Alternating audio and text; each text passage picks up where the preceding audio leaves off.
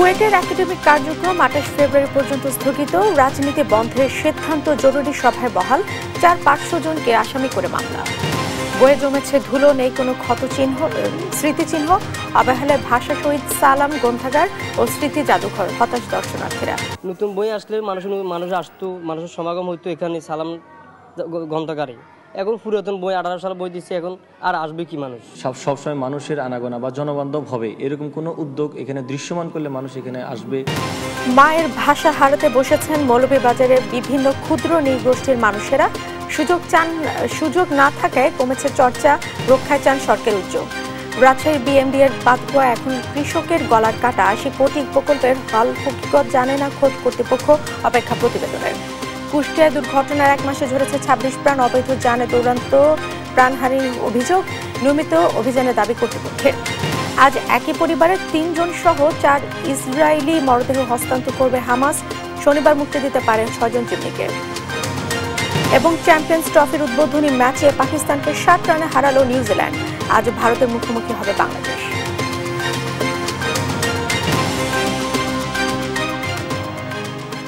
দেখছিলেন শিরোনাম সংবাদ সকালের সঙ্গে আছে আমি জেসিকা আবেদিন। এবারে বিস্তারিত। দফায় দফায় সংঘর্ষের ঘটনায় এখনো থমথমে কুয়েট ক্যাম্পাস।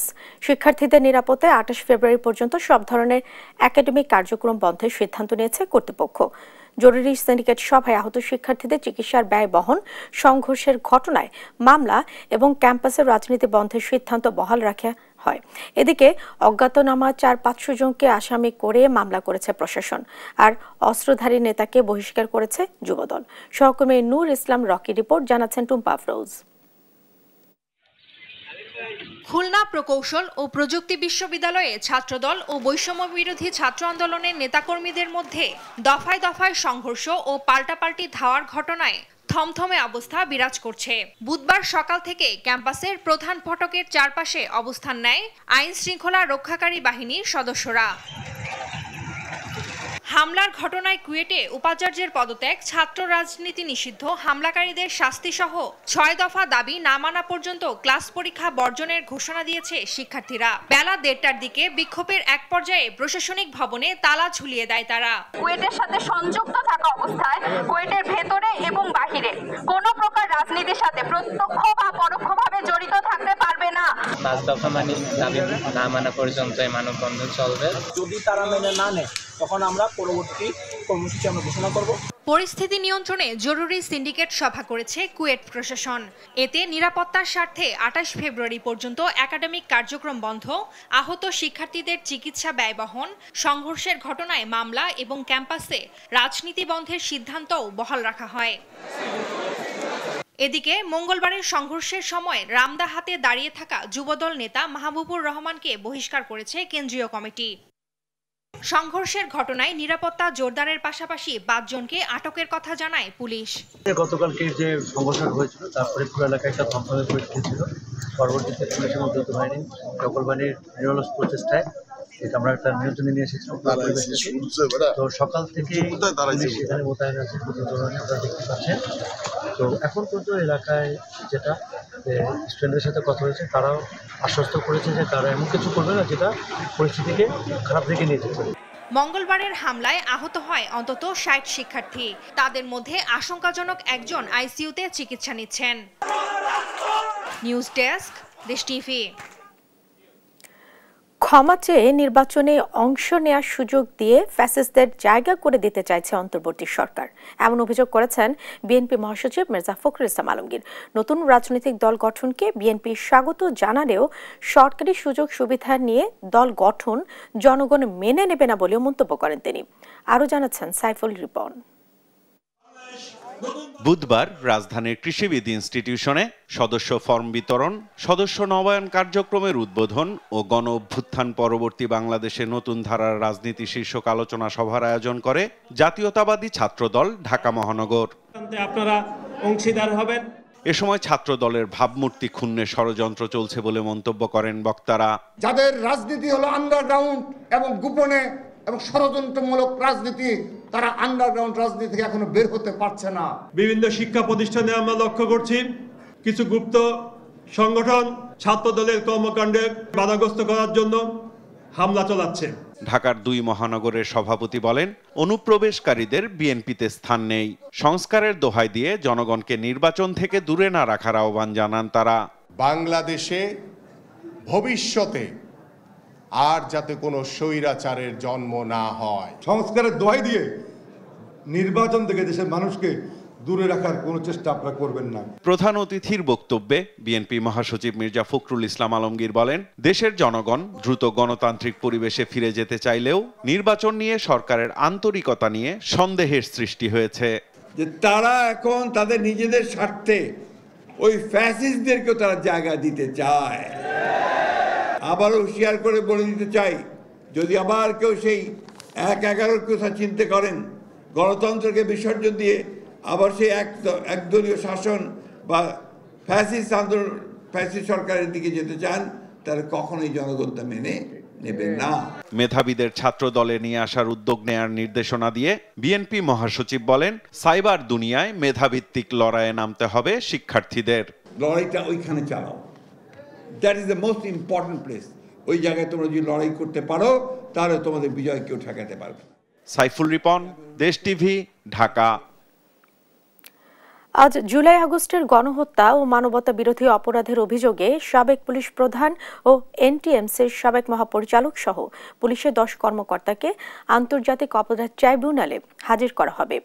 তারা হলেন সাবেক পুলিশ প্রধান চৌধুরী আব্দুল আল মামুন, এনটিএমসির সাবেক মহাপরিচালক মেজর জেনারেল অবসরপ্রাপ্ত জিয়াউল আহসান, ঢাকা জেলার সাবেক পুলিশ সুপার মোহাম্মদ আব্দুল আল কাফি, মিরপুর ডিএমপির সাবেক ডিসি মোহাম্মদ জসিম উদ্দিন মোল্লা, ঢাকার সাবেক অতিরিক্ত পুলিশ সুপার মোহাম্মদ শাহিদুল ইসলাম, যাত্রাবাড়ি থানার সাবেক ওসি আবুল হাসান, গুলশান থানার সাবেক ওসি মাজহারুল হক, ঢাকা উত্তর ডিবির সাবেক পরিদর্শক মোহাম্মদ আরাফাত হোসেন, সাবেক police super SP Mohiuddin Faruki এবং বরিশাল রেঞ্জের সাবেক অতিরিক্ত পুলিশ সুপার আলেপ উদ্দিন।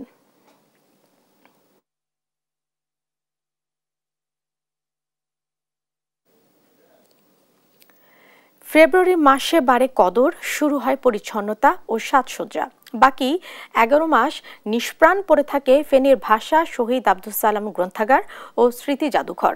শহীদ সালামের সমাধি সংরক্ষণ ও পাঠাগারটিতে প্রাণ ফেরাতে বইয়ের সংখ্যা বাড়ানোর দাবি পরিবারের সদস্যদের। তোফায়েল আহমেদের নিলয়ের রিপোর্ট, আরও জানাচ্ছেন মোহাম্মদ সাকিব।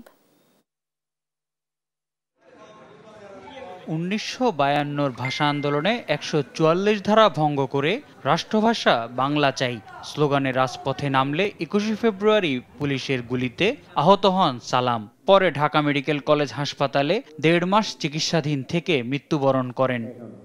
তার স্মৃতি রক্ষায় ফেনীর দাগনভূঞা উপজেলার মাতভূঞা ইউনিয়নের গ্রামের বাড়ির প্রবেশ মুখে গ্রন্থাগার ও স্মৃতি জাদুঘর নির্মাণ করা হয়। কিন্তু সেই পাঠাগারে আছে কিছু ধুলো জমা পুরনো বই, আর জাদুঘরে ভাষা শহীদের একটি ছবি ছাড়া নেই কোনো স্মৃতিচিহ্ন। এতে হতাশ হয়ে ফিরে যান দূর দূরান্তের দর্শনার্থীরা। নতুন বই আসলে মানুষ আসতো, মানুষের সমাগম হইতো এখানে সালাম গ্রন্থাগারে। এখন পুরাতন বই 18 সাল বই দিচ্ছে, এখন আর আসবে কি মানুষ?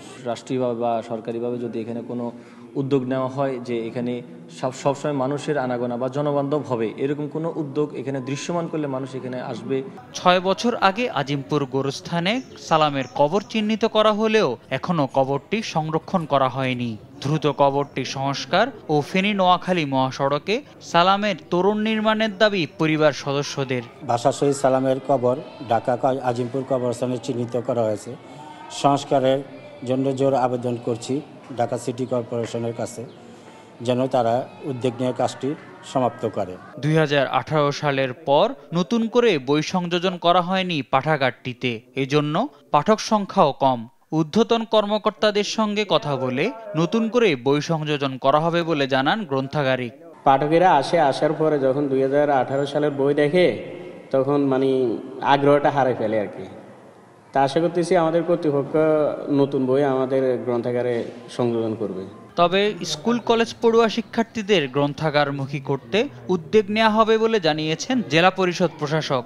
পড়াশোনাকে বা পাঠ্যাভ্যাস গড়ে তোলার ক্ষেত্রে যাদের অগ্রণী এমন কিছু স্বেচ্ছাসেবীদের নিয়ে আমরা এই লাইব্রেরিটাকে আরও প্রাণবন্ত করব এবং একটি মেধাভিত্তিক জাতি গঠনে এই লাইব্রেরিটি সহায়ক হবে। ভাষা শহীদদের বীরত্বগাথা আগামী প্রজন্মের কাছে তুলে ধরতে ভাষা শহীদ শহীদ সালাম স্মৃতি জাদুঘর ও গ্রন্থাগারকে আধুনিক করে তোলার দাবি স্থানীয়দের।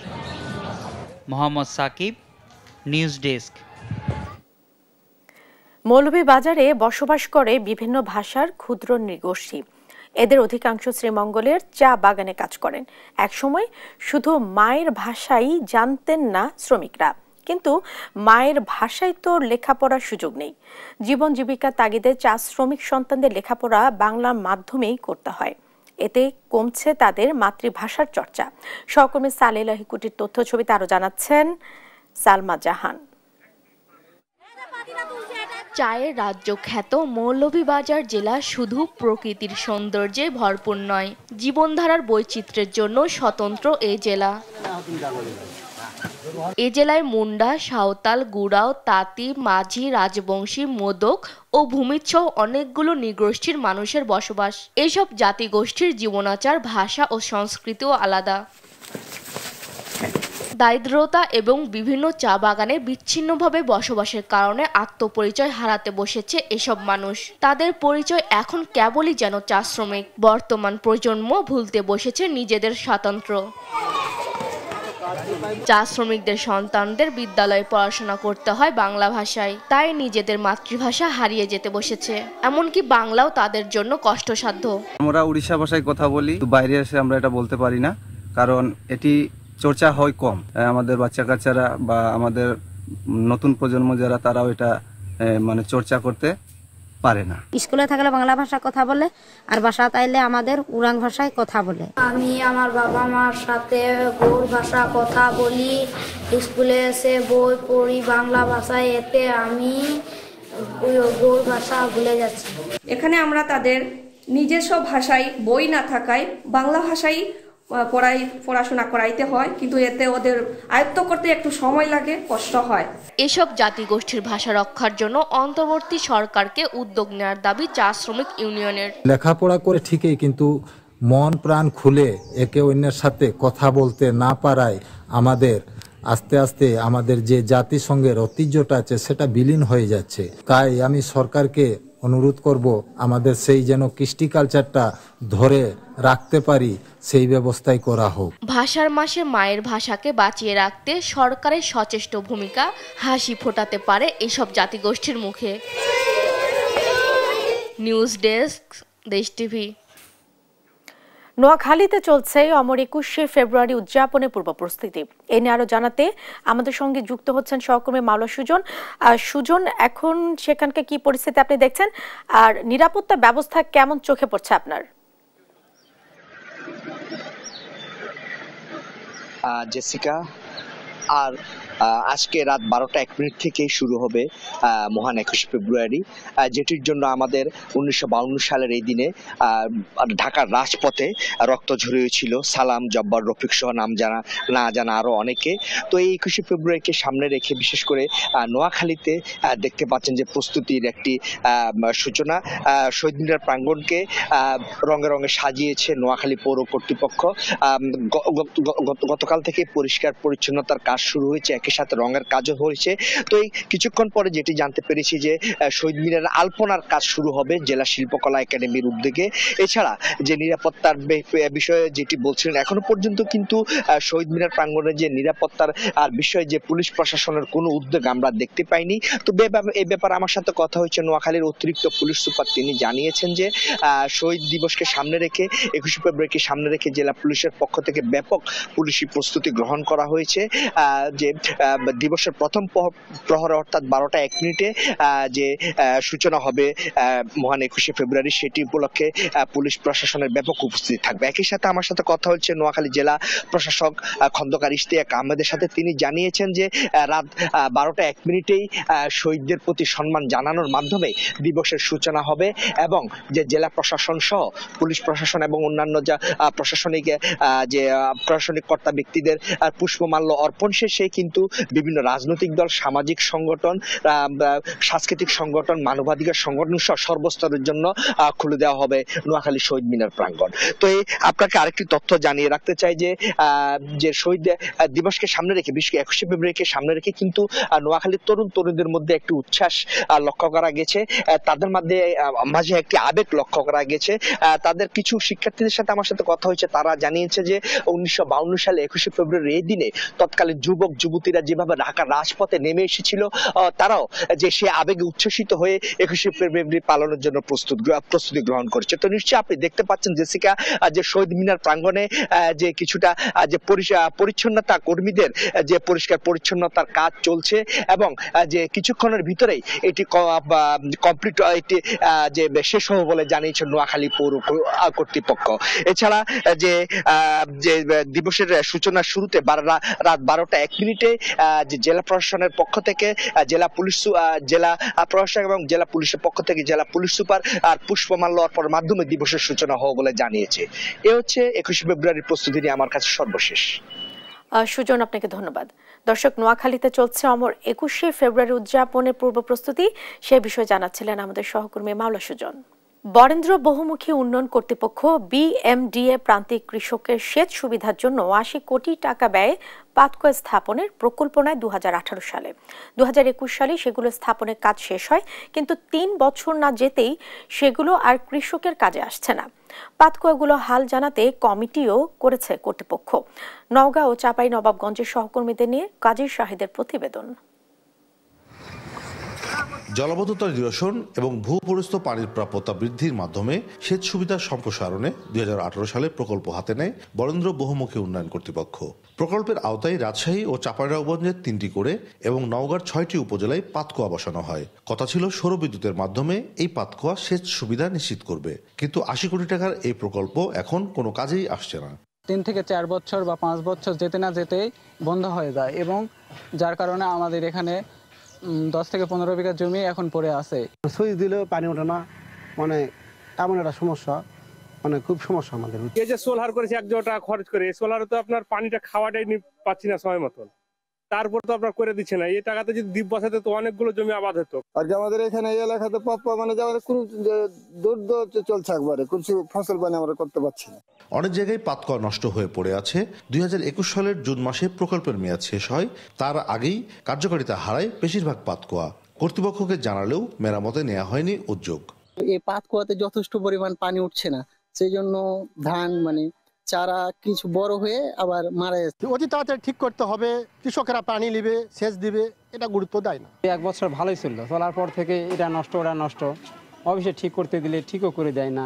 পরিকল্পনাহীন পাতকুয়াগুলোর বর্তমান হাল জানতে ইতোমধ্যে কমিটি করা হয়েছে জানিয়ে BMDA চেয়ারম্যান বলেন, প্রতিবেদন পেলে নেওয়া হবে পরবর্তী ব্যবস্থা। এক কমিটি করে দেওয়া হচ্ছে, 2 টাকার কাজে উঠালা দেখে তারপর এসব পাতকুয়ার মাধ্যমে 1457 হেক্টর জমি আবাদি করার কথা কাগজে কলমে থাকলেও বাস্তবে এর দেখা মেলেনি। স্থানীয়দের দাবি, নির্মাণের 1 বছর পার হতেই পাতকুয়ার বেশিরভাগ অকেজো হয়ে পড়ে, যা এখন কৃষকের গলার কাটা। কাজী শাহেদ, দেশ টিভি, রাজশাহী। কুষ্টিয়ায় সড়ক দুর্ঘটনায় 1 মাসে প্রাণ গেছে 26 জনের, আতঙ্কিত জেলাবাসী। মৃত্যু পরিতে পরিণত হয়েছে কুষ্টিয়ার সড়ক মহাসড়কগুলো। অবৈধ যানে দৌড়াতে প্রতিনিয়তই ঘটছে ছোট বড় দুর্ঘটনা, ঘটছে প্রাণহানির মতো ঘটনাও। গত 1 মাসে জেলায় সড়ক দুর্ঘটনায় মৃত্যু হয়েছে স্কুল শিক্ষার্থী সহ 26 জনের। প্রশাসনের ভূমিকাকে দুষছেন নিরাপদ সড়ক চাই আন্দোলনের নেতাকর্মীরা। দুর্ঘটনা রোধে অবৈধ যানের বিরুদ্ধে নিয়মিতই অভিযান চালানোর দাবি কর্তৃপক্ষের। ইরফান রানার ক্যামেরায় কুষ্টিয়া থেকে আরো জানাচ্ছেন নাহিদ হাসান তিতাস।